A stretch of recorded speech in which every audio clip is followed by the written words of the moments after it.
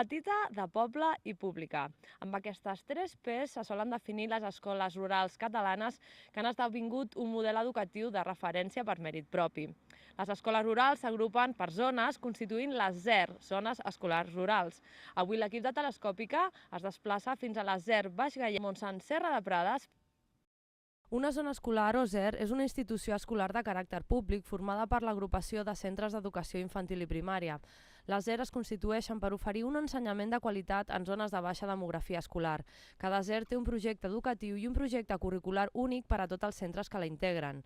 Tot plegat va començar cap als anys 80, quan els mestres de zones rurals van adonar-se de la importància de compartir idees i recursos. La ZER Montsant Serra de Prades en va ser una de les pioneres. La ZER va començar fa molt de temps, fa 23 anys, l'any 1985. Vam ser la primera ZER de les Terres de Tarragona. I va sortir una mica així com una cosa inesperada. Ens trobàvem per fer uns tallers de plàstica a fora d'hores. Érem mestres de 10 escoles diferents. I va sortir un problema amb una altra mestra d'una altra escola que no era de les nostres i volíem mirar d'ajudar. Arrel d'aquí vam fer una visita al mestre aquest en qüestió i també, com que no es vam aclarir, al Departament d'Educació de Tarragona. Quan el senyor Roig, l'inspector, va veure que veníem d'allà dalt del Priorat 10 mestres de 10 escoles diferents, va quedar una mica sobtat i va dir, ostres, veniu d'aquí tots, us reuniu? Diu, sí, ens reunim. I llavors va ser quan se'ls va ocórrer la idea de proposar-nos que féssim un projecte educatiu i que ens podrien donar la possibilitat de ser ZER. 3 mestres de la zona van preparar un projecte educatiu que finalment es va aprovar. En aquella època, els mestres que viatjaven d'escola a escola eren anomenats mestres de suport. Cap als anys 90, quan les ZER van constituir-se oficialment, aquests mestres itinerants van passar a ser mestres especialistes. Els mestres itinerants són un dels trets més identificatius de l'escola rural. Imparteixen anglès, educació física, educació especial i música. Una persona que vulgui ser mestre itinerant, especialista, doncs el que primer de tot ha de ser és mestre.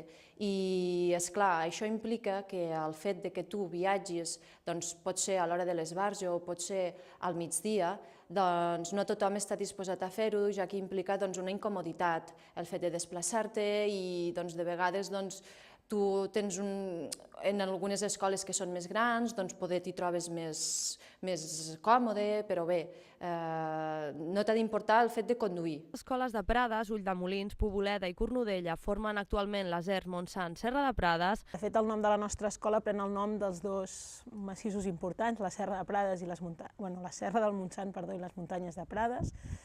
I és un entorn bàsicament agrícola on ha pres en poc temps molta importància el tema del vi, altres productes de denominació d'origen, però també té una influència turística important amb els esports d'aventura, amb el tema de l'escalada, que fa que sigui un reclam per molta gent, fins i tot per venir-hi a viure. Va dir que no volia que penséssim quedar-nos, s'hauria d'elaborar i presentar-vos aquest projecte de direcció. Els claustres de ZER es reuneixen un cop al mes de forma prescriptiva, es reuneixen aquí a l'Escola de Cornudella, perquè és el centre més gran, és el centre que ens cau, diguéssim, de fet és la seu de la ZER, i de fet és l'òrgan administratiu, pedagògic i organitzatiu docent més important. Allí es decideix tot, malgrat que les escoles també es fan els claustres i que hi ha una reunió de directors, el claustre és el lloc on tothom pot dir la seva i és el moment on tothom és escoltat, i serveix una mica per això, per tirar endavant cada dia la nostra feina. El professorat disposarà d'aquestes unitats de programació de les àrees d'impartició, els models de programació d'aula i els seguiments dels alumnes i el cap d'estudi supervisa per donar una línia. Sí, es pot saber això, per internet, de comissions. A la nostra ZER tenim escoles grans i escoles petites i no per aquest motiu hem de treure especialistes.